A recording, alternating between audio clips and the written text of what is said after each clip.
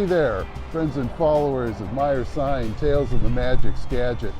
If you've ever headed toward Cedro Woolley on Highway 20, just off Burlington Boulevard, you've passed this place, and I'm sure you've noticed it, with all of the amazing carvings and just the sign itself announcing that you're passing by the Sasquatch Museum. But have you stopped and come out and looked? Because if you haven't, you need to. And I have the privilege of being here with the gentleman who is responsible for this amazing place.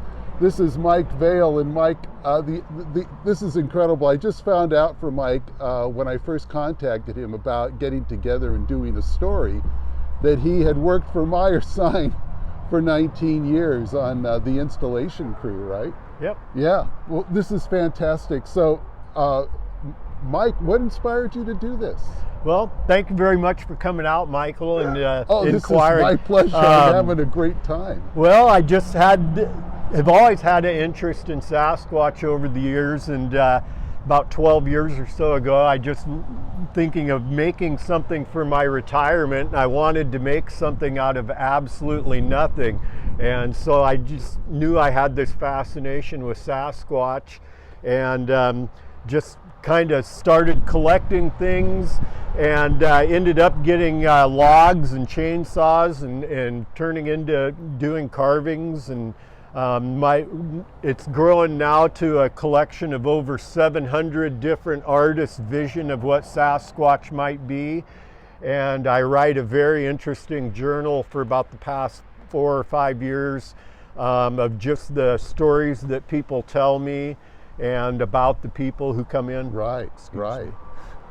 Oh, that's great. Now, and you know, one of the things that I realized when I stepped foot into the museum this morning is that this is not a museum like you usually would think of a museum. I told Mike, this is almost like a shrine to a phenomena that people all over the world have experienced and now are beginning to share with him. So it's I almost feel like I should be taking my sandals off because I am on sacred ground. But it is, as an experience, it is one so well worth having.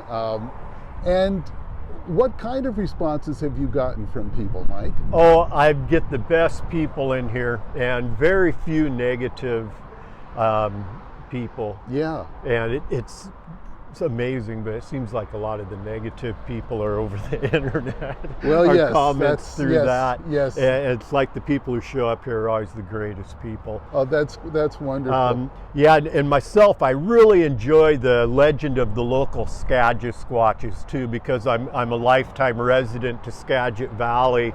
The Skagit Squatch is, those are the local ones and the ones I have a lot of heart for. That's my very favorite thing to write about. Yeah. And a lot of my art, I consider them Skagit Squatches because they're locally. They're the local team. Yep. Well, Mike, what I want to do is actually sit down and do a podcast interview with Mike.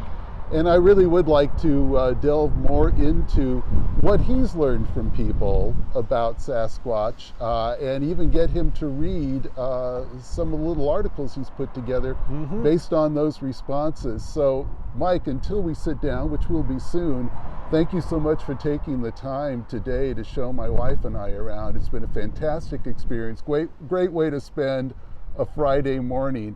And again, folks, if you've lived here for a while and passed this place by and thought, oh, that looks interesting, stop. Mike would love to see you, and you're going to have a great experience. So, and our museum is always free, and just pull in and randomly.